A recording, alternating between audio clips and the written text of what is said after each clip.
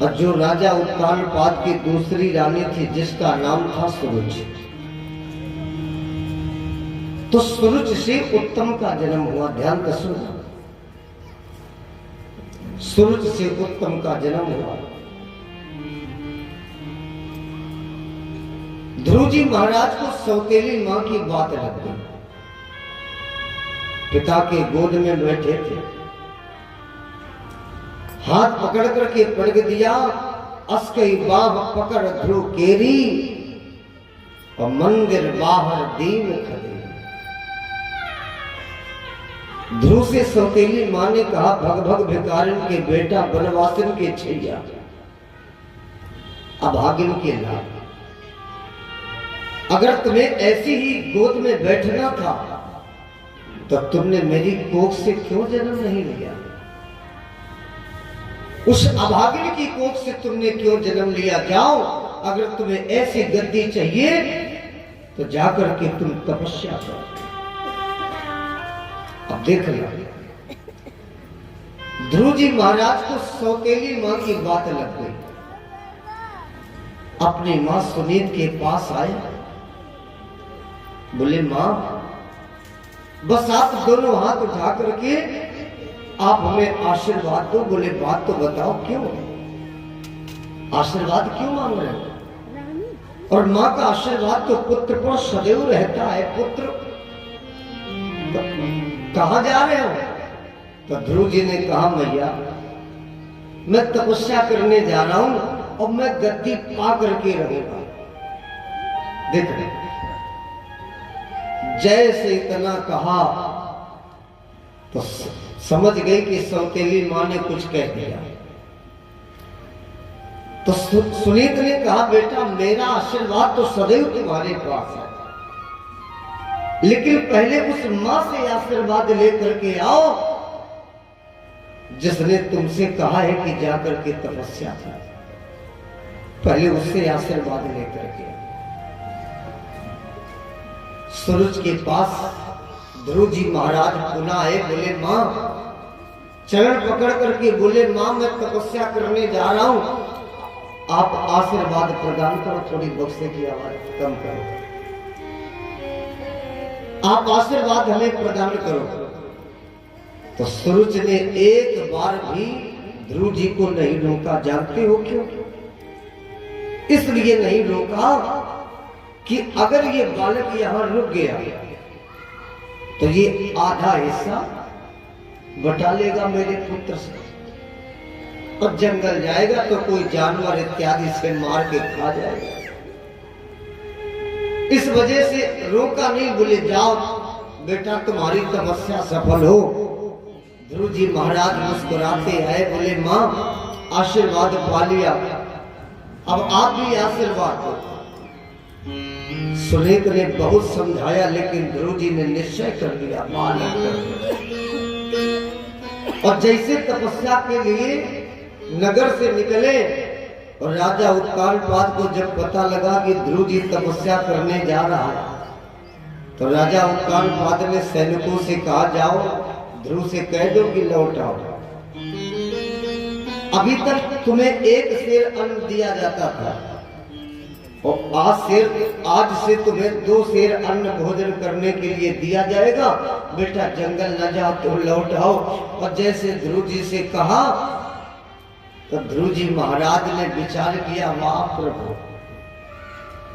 अभी तो मात्र घर से नगर के बाहर ही निकल पाए तो हमारे पास ऑर्डर आ गया कि आज से 2 सेर अन्न तुम्हें दिया जाएगा।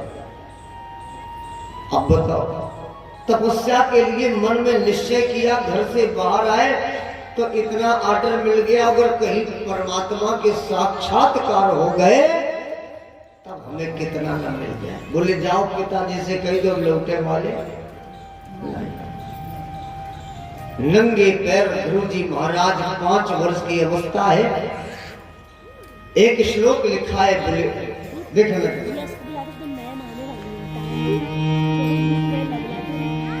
खेत खरवट वाटिकाश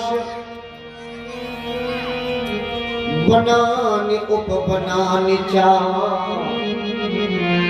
नंगे पैर घमासान जंगल में आए और जिस समय देवर्षि नारद की दृष्टि ध्रुव जी पर पड़ी तो विचार किया कि इतना नन्हा बालक ये निडरता से इतना अकेले ये जंगल में कहा जा रहा है।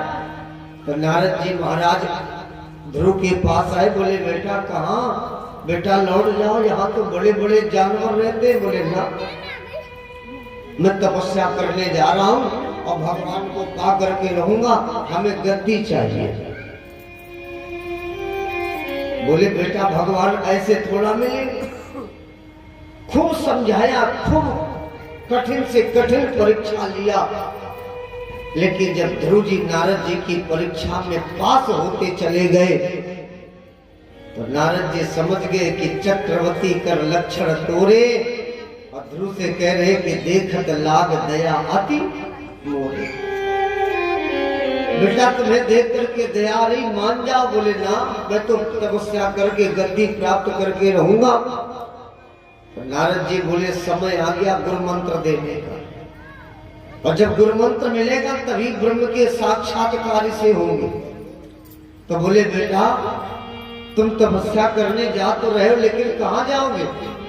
सुनो मैं बता रहा हूं, तुम उसी जमुना नदी के किनारे जाओ जहां आज भी श्याम सुंदर की बांसुरी बजा करती है।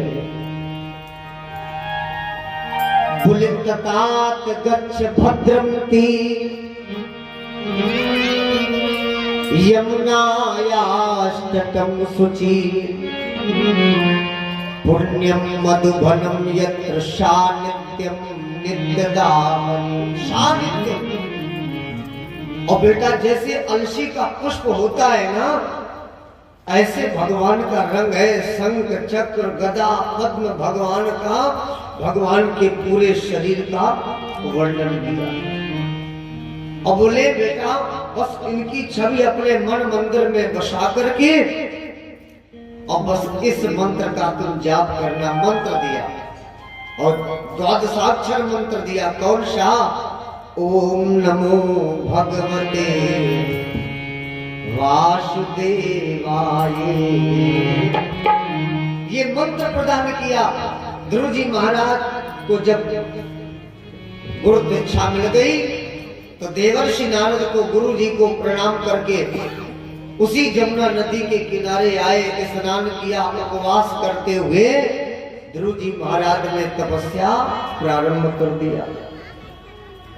भाई जब ध्रुव जी महाराज ने पहले महीने में तपस्या प्रारंभ किया तो बोले 3 दिन तक कुछ नहीं खाते, और 3 दिन के बाद क्या करते? बोले तिरात्रांते तिरात्रांते। बोले कपित बदरासना। 3 दिन के बाद सूखे कहता बेर, बस उसका सेवन करते हैं। पहला महीना पार। जब ध्रुव की तपस्या का दूसरा महीना लगा तो द्वितीयम चा तथा मासम खष्टे खष्टे अर्भको दिने। 6 दिन तक कुछ नहीं खाते। 6 दिन के बाद तृण पर्णा, जो वृक्ष से अपने आप पत्ते टूट करके गिर जाते हैं, उसका सेवन करते हैं। देखो कठिन तपस्या करते चले जा रहे। जब ध्रुव जी महाराज का वो भी महीना पार हो गया, जब तीसरा महीना लगा तो ध्रुव जी महाराज ने और कड़ी तपस्या कर दिया। कितनी? तृतीयम चानेन मासम। 9 में हनी। 9 दिन तक कुछ नहीं खाते। 9 दिन के बाद अभक्ष उत्तमम श्लोकम मधुपावस समाधिना। 9 दिन के बाद मात्र जल पीते।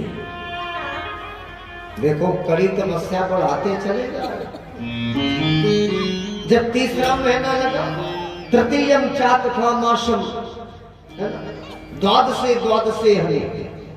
12 दिन तक कुछ नहीं खाता, और 12 दिन के बाद इन्होंने, महाराज जी कहते हैं, वायु का पीना प्रारंभ कर दिया।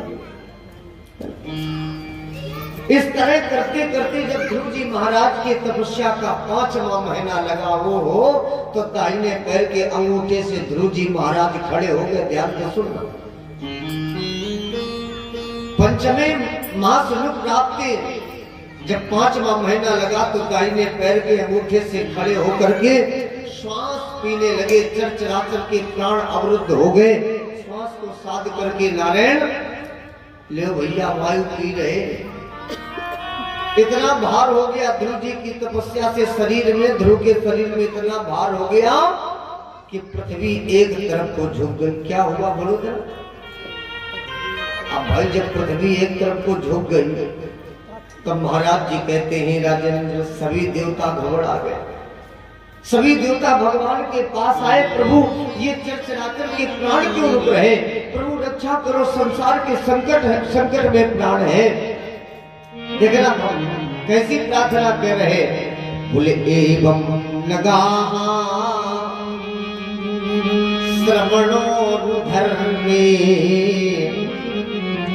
प्रकाश माने ऋषि सभायाम। समझ महाराज जी कहते हैं राजेंद्र बोले नैवं विदामो भगवन प्राण रोधम चराचरस्या खिलशयत धामना। चराचर के प्राण अवरुद्ध माने रुक रहे हैं। विदेहि तन्नो प्रजिना विमोक्षम।